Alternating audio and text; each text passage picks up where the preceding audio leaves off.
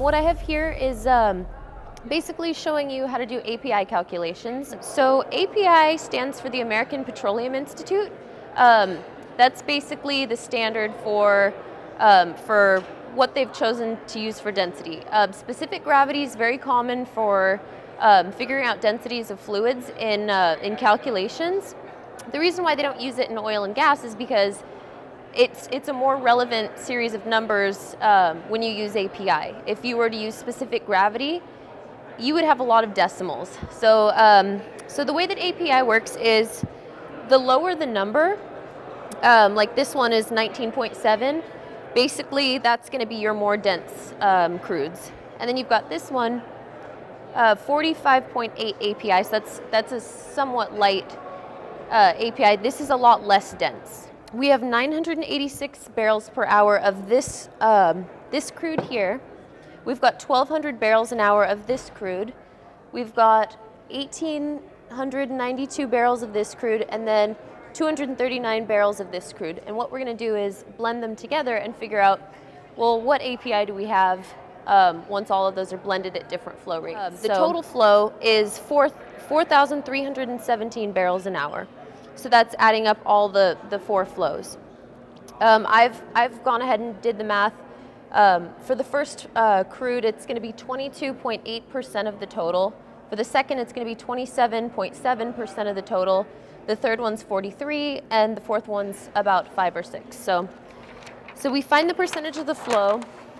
The next thing that we do is we figure out what's the specific gravity. So we have the API already, that's given to us. We need to figure out the specific gravity in order to do the math. So we use this formula here. It's just, I'm not really sure who came up with the formula, but it's the standard that we use to go from API to specific gravity. So I went ahead and did the math, and so we now have calculated out specific gravities for each one of these four crudes. Okay, so the next step is we multiply the percentage that we got on the first step with that specific gravity that we just calculated.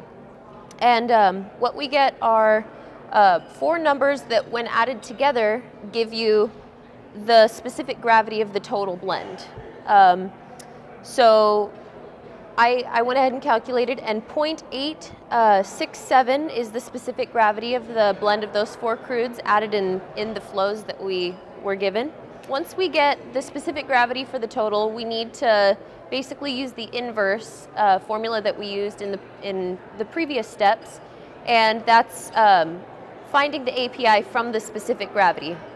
So what we do is we take 141.5 divided by the specific gravity of the total minus 131.5. And so for this problem, we found out that the total API for the blend is 31.76 API. And why that's important is because when we have a flow going in a pipe, we need to have it at a specific API for good flow and to make sure that we're not going to be corroding. Slow flows can corrode a pipe. They can cause all kinds of damage. So we want to have, you know, an engineered good flow that's, you know, a preset thing. So let's say they want like 50 API for that mixture going through the pipe.